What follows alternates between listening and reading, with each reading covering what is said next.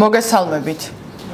საქართველოს ფინანსთა სამინისტროს საგამოძიებო სამსახურის თანამშრომლების მიერ ამოღებულია უპრეცედენტო რაოდენობის, კერძოდ 75,127 ბოთლი ალკოჰოლური სასმელი და 318,000 კოლოფი უაქციზო სიგარეტი.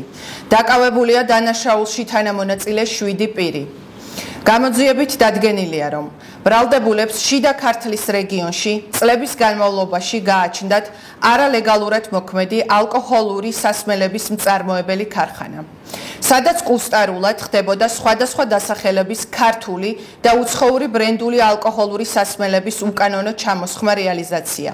საგამოძიებო მოქმედებების შედეგად ამოღებულ იქნა სარეალიზაციოდ გამზადებული 75,127 ბოთლი უაქციზო ალკოჰოლური სასმელი, კერძოდ არაყი ბელუგა, ბელვედერი, გრეიგუსი, ვისკი ბორკანი და ჩივას რეგალი.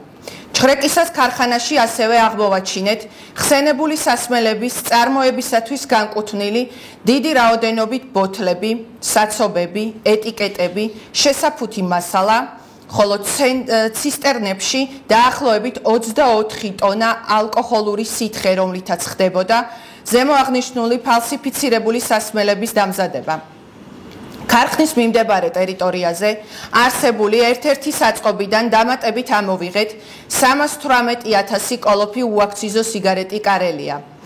ასევე ამოღებულია სიგარეტის შეფუთვისათვის და წარმოებისათვის განკუთვნილი ტექნიკური დანადგარები.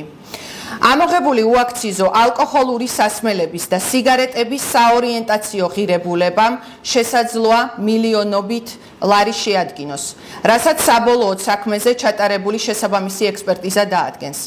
ვაგრძელებთ საგამოძიებო და ოპერატიული ღონისძიებების წარმოებას ორგანიზებულ დანაშაულებრივ საქმიანობაში ჩართული სხვა პირების მხილების მიზნით.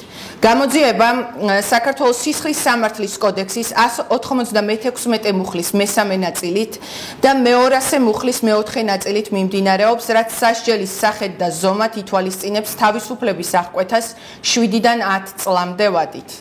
მადლობა მობრძანებისთვის.